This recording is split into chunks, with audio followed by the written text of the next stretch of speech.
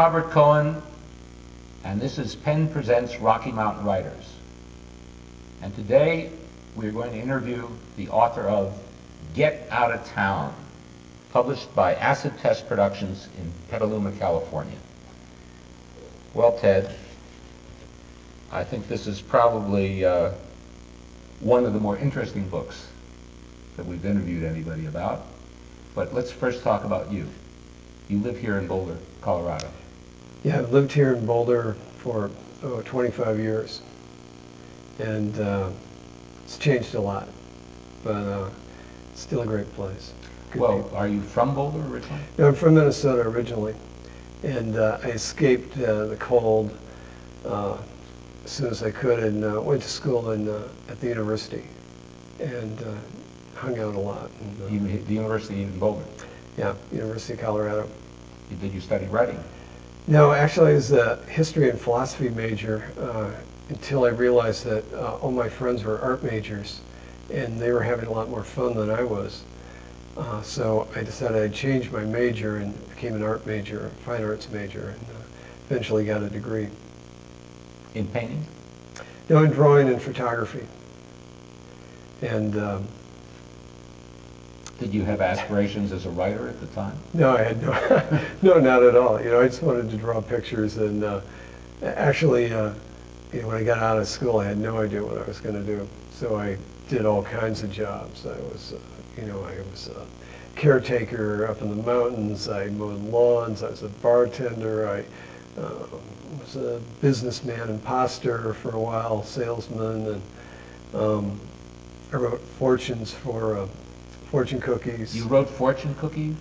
You're one of those people. One of those people, you know, do what you have to do, and it was actually a great job. I enjoyed it.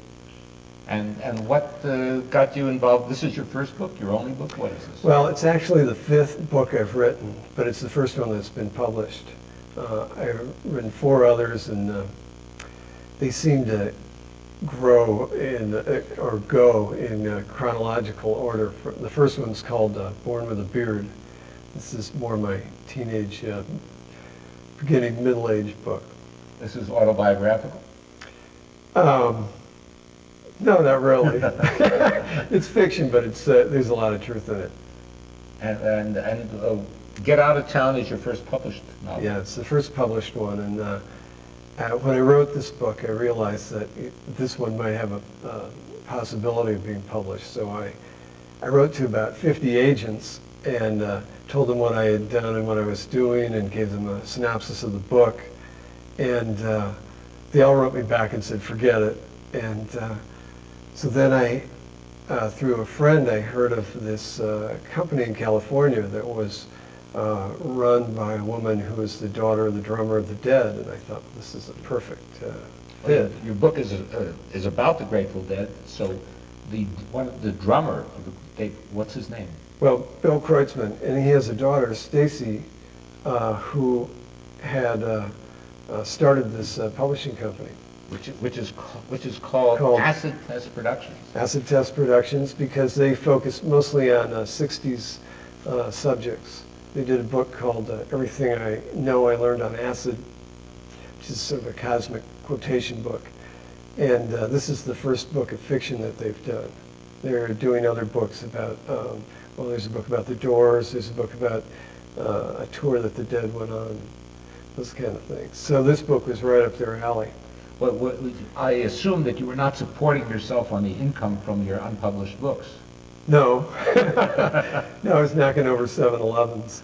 And actually I worked at the bar that is described in the book. Described in the beginning of the book.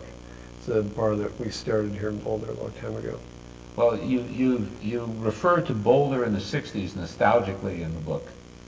Yeah, well, it was a great place. You know, I came here in '68, and because all my friends had migrated out to Colorado, and I got here, and when I realized that the weather was great, and I went halfway up Flagstaff Mountain and looked down and thought, this is incredible. This is so unlike Minnesota. I have to come out here. I did, and the scene back then was everybody was hanging out, nobody went to school, there were lots of people on the street, there was music everywhere. It was really fun. And How old were you at the time? well, I guess when I first came out here, I was about 17. This was in '68? Yeah. So 1968 to a 17-year-old Boulder was really cool. Oh, it was great. Yeah. Especially coming from where in Minnesota? From Minneapolis, you know, which is, you know, it's a great town. There's a lot going on, but it's flat, and it's winter for at least 6 months or so. Nice theater there. Oh, it's great theater, great music. There's a lot of stuff going on, but it's pretty urban too. So you came, so Boulder to you was more cosmopolitan than?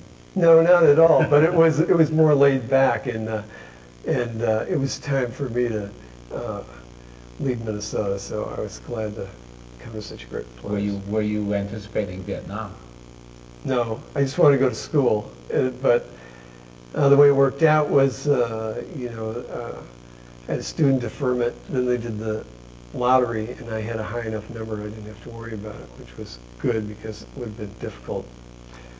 Well, now, the interesting thing I find about the book, and I read it just before the show, and I found a lot of things that had personal reference in it for me, being somewhat older, but having lived through the period of the 60s and subsequently. What I found very interesting about it was that I haven't seen any other book that really deals with this scene in the way that you've dealt with it. It's really surreal. Well, it was always kind of a surreal scene. You know, I was there and I really felt it. The music meant a lot to me, what was going on, the whole idea that people believed they could change things, change the world. It was really a wonderful time. And, you know, Do you miss that period? I do miss it. Do you think that the widespread use of marijuana and other, and let's say psychedelics, had some effect on your attitude towards it at the time? I'm not asking you whether you inhaled or not. I think everybody who took acid or took any kind of drugs realized there was another reality, or that maybe I should say that reality was bigger than they had thought previously, and that's a really liberating thing.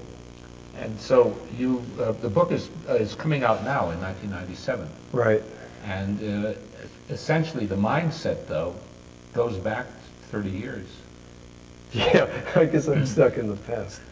No, but you're very modern as well. Well, you know, it takes place, you know, now, and the main character is, you know, he's about my age, and but he has been through all those experiences and still tries to maintain them, and you know, he's fairly successful at it, but he realizes that he's getting old, and that's one of the issues in the book. He feels so old, and maybe everything has passed him by. But you deal with the Grateful Dead concerts almost as a religious experience, as someone going to a cathedral to see some events. Well, I think a lot of people thought about him in that light. You know, it was a huge event, just because of everything. You know, the number of people, the history involved, the fact that the band had been playing for 30 years together, and you know, they were mythologized, really. I mean, all their songs, when they played a song or they sang a certain lyric, it had all this resonance with things in the past, and so it really heightened the experience. And the fact that you know, Jerry at a certain point had Jerry Garcia had you know, he got sick, was in a coma for a while, and everybody thought it was over, and then he came back, and they kept playing for another you know, almost 10 years. You know, that had a lot of meaning to people too. You know, it was like a second chance at things. Well, in the novel, and this is fictional, of course, But you have a lot of factors in the society, the CIA, a coffee cartel, people trying to somehow who have monopolized or somehow trying to make money out of the coffee business, and something that sounds almost like, well, the tobacco industry. Well, you know, I'm not sure it's as harmful, but it's almost as prevalent. You know, there are coffee places everywhere. It's the drink that seems to power a lot of things now. And when I was writing the book, I had been drinking a lot of coffee and wanted to stop, so it became kind of a villain. And so, you know, all those things, the CIA, you know, I portray them as paranoid and delusional, which may be correct in some cases. And the IRS, you know, they're fulfilling their usual role of collecting everybody's money. And well, you have the IRS almost as the deus ex machina that saves the situation at the end. Well, they do it through their own self-interest. They want the money, and they go to the guy who has the most of it. And that's certainly not Minnie, the main character in the book, and it's not even the Grateful Dead. It's these criminals who are importing coffee, and actually in the book, some of them are American Nazis, just to spice it up a little bit. Pre-World War II American Nazis. Yeah, well, they had to leave America in the beginning of the World War because you know, their views, and they went down to South America, and you know. Is this based on any? Are you exaggerating reality or just inventing it? Well, I think somewhere in between, and you know, a lot of stuff I invented, and stealing the space shuttle, for example. Well, yeah, no one has really done that yet, but it's not that far-fetched, and you know, it serves my purpose in the book. Plus, it's a great location. Well, in addition to having a lot of fun in writing the book, most surreal or works of the absurd or fantasies have some very serious points that they're making. What point or points were you trying to make? Well, aside from the point of having fun, the point was that, you know, you really aren't too old. I mean, you're only old if you think you are, and you know, and then, you know, there are points in there about the importance of the music. There's the whole issue of the environment. These guys down in Brazil who are destroying the rainforest, and you know, there are a lot of things going on in this book. So these are what you say, pet peeves or pet nemesis of yours? The IRS, the CIA, the rainforest destroyers, the coffee cartel. I wouldn't say that. I'd just say they're you know, there are agencies that work in the world, and you know, we all have to deal with them in some ways, and whether it's from paying our taxes or you know, the whole environmental situation of the loss of the rainforests, which you know, changed the global environment. You know, there's just a lot of things. These are all things that are going on all the time. So they're the things that came up when I was writing it. And when I was writing it, if I got stuck at a certain point, I'd go to my friends and say, well, what do you think ought to happen now? And they'd say, well, why don't you have something like this happen? I'd go home and I'd write it, and you know, that's the way the book went. It was fun. If you are you considering a sequel? I mean, you've created some very interesting characters here.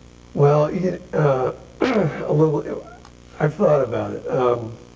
Minnie is a great character, and I really like him. Minnie is the protagonist. He's the protagonist, and he's a 42-year-old guy who owns a bar in Boulder, and decides he needs a vacation, so he goes to Oregon to see the Grateful Dead, and that's where all this intrigue begins. And by the end of the book, you know, he's such a great character, and he's actually based on a guy I know. That I've been thinking about, it's hard to let him go. So I'm thinking of writing a book. I sketched out a book that takes place in Hawaii and makes use of his personality, which is large. Now, many authors have written about how characters tend to take over their own writing. Did this happen to you? You invented these characters. Well, I invented the characters, and I'm not sure they took over. You know, as you write Did you have it all worked out ahead of time? Oh, no, I never do. I had an idea, and I started at page 1, and then I go forward from there, and I get to end of a chapter. I wonder, well, what can I have happen now? And I go downstairs and get a cup of coffee and figure it out, and then come back up and write it. And that's the way I like to operate. I don't want to plan it out, because things will happen while you're writing that you'll throw it in as a joke, and later on you realize it's become a motif in the book or something. So things happen as you're writing that go through the whole book. I think your unconscious really can organize a book, and I don't really want to know what's going on. I want to be as entertained as the reader, and so I'll just start at the beginning and go. So, do you see yourself writing exclusively fiction, or? Oh yeah, I have a hard time reading anything but fiction. I always want to read nonfiction, but I never do, and I've never been able to read short stories because I don't have that kind of attention span. So the novels are what really interests me. And so you mean your attention span is so long that you can't handle a short story, only a novel? I really want to be, I really want to be taken away when I read a book. I want to get into that world and just go. And so I find a lot of the stuff that I read are very long books. And if it's a great book, then the longer the better. Yeah, are you writing the kind of book that you would like to read if someone else had written it? Oh yeah, I mean, I always write for me, and I want to have fun when I do it, and all the other books I've written are like that, and this one is like that too. It has a happy ending. I want a happy ending. I don't want, Well, you describe the protagonist, Minnie, a bar owner man whose name is, where did the Minnie come from? Well, it's actually, this is a guy who, I modeled the character on a guy who's a business partner of mine. His name is Minnie. There's a lot of stuff in this book that is true. And he's a really outrageous character, and I always wanted to write about him. And I'm a little disappointed because I couldn't do him justice in the book. He's too outrageous. So he ends up being a lot like himself, but he's half me. So. And maybe that's the way it should be. Well, our protagonist in the book has a series of encounters with interesting women. Yeah. A 15-year-old Susan, Jasmine, who is somebody's secret agent. Jasmine Dement. Kiko. She's an evil woman. Yeah. Kiko, she's an exotic Brazilian woman who works for the Grateful Dead and has connections down in Brazil where they go to thwart the coffee cartel. Now, are any of these female characters based on actual people, or are they all women you'd like to have met? Well, I don't know about that. The physical characteristics are based on, at least for Jasmine and for Kiko, are based on people I knew from the bar, really. And but that's all. It's their look and really just my sort of ignorant, gut reaction to them. The woman who's Jasmine was very cold and, scary, really. And so that was a good place to take off from to describe her. Well, in each of the female characters, the relationship is essentially either a consummated or frustrated sexual one. Well, the book, I had a working title for the book called Murder, Sex, Money, and Power. because I thought I'll write a book that has all these things so I can make sure it gets published. And so I felt compelled to write these sex scenes, and then of course we changed the title, and I'm not sure I would have written them without that working title. Okay, this wasn't some type of personal catharsis. No, no, not at all. It just was fun, and you know, it's just an adventure. And so, in all the time that you've been writing your 5 books and this first published one, you've been supporting yourself with what? Well, you know, I had a little dough, and I worked, and I had saved up money and decided, I'm going to try this writing thing, and just give myself some time to do it and just see what happens. And so I did that, and I really enjoyed it. It's the only time things really made sense. I mean, when I'm writing, then it really makes sense. Everything makes sense. So I just kept doing it, and I finished one book and just started another one. Have you studied writing? Have you ever taken writing courses? Well, not really. I took some writing workshops with Natalie Goldberg down in Taos. I had been writing just with a friend, and she said, "Come on down, we got to go do this." I went down there and realized that here were all these people who were interested in this thing that I was interested in, and they were all having fun. So I kept doing that, and eventually started working with Natalie teaching, and it's a great experience. What are your future projects, if any, you want to talk about? Well, I like to just work, and I have a couple books that I'm working on. One's about a jazz piano player, and who dies. It's a real cheery book about death, and not really. Oh well, it's hard to say what it is now. It's still in the beginning, and then So you just have like the first page in your mind, and you start the work, and then it all flows from there? Well, I'll just have a little idea. If I can have a plot that is a sentence long, then I figure I can write the book. And I'll wait around till the tone, kind of bubbles up to the surface. And I'll write the first couple pages, get that voice, and then I can just go. And when I finish a book, what am I going to write next? Although I have books planned, but I can't write well enough to do those. So, like what happened to me a couple months ago, I had a dream about a story, and it seemed like a great story. It could either work or it would be awful. And so that's something I want to try too. It's a story about 2 people who are about 75 years old who really fall in love at first sight, and how they deal with that experience. So those are projects, and then this other book about Minnie. I really want to let him talk a little longer. Well, you ever do a lot of false starts? I mean, you do a lot of 1 or 2 pages and nothing happens, and you put it aside, or do you just go with it? Well, once I get an idea, I try to just go with it and make it work. And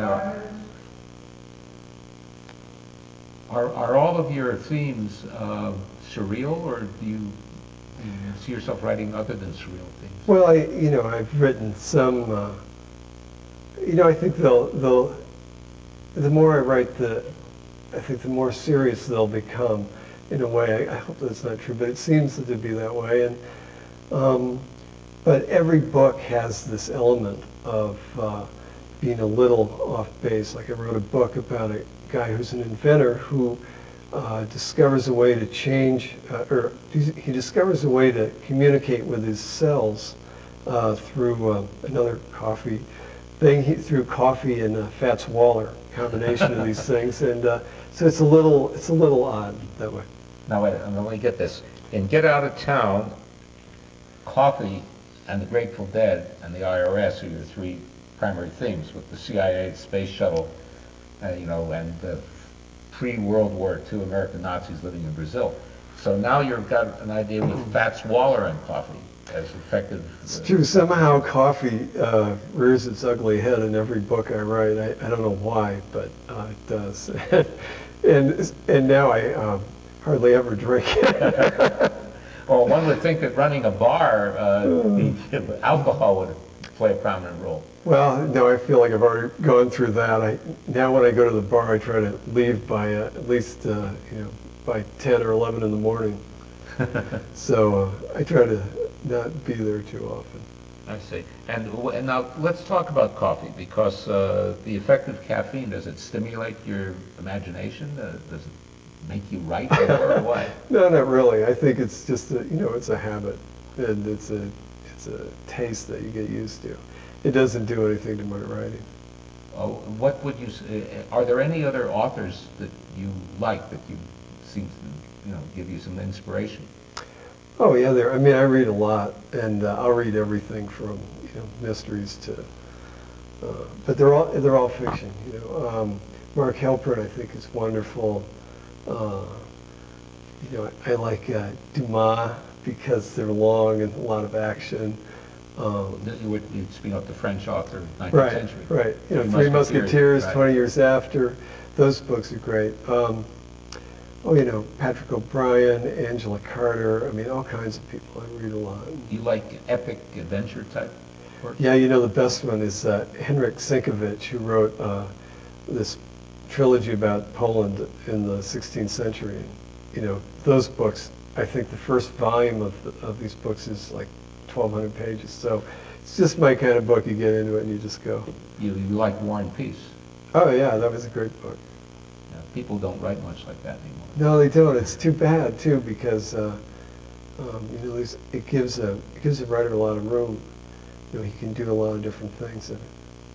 And so you like the idea of creating like a microcosm, a world with characters, situations, and building and letting them, in fact, create their own logic.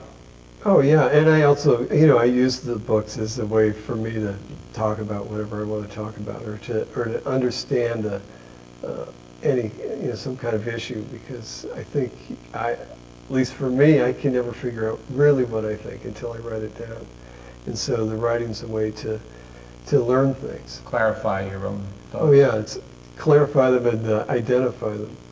Well, your book, Get Out of Town, which is just being published now.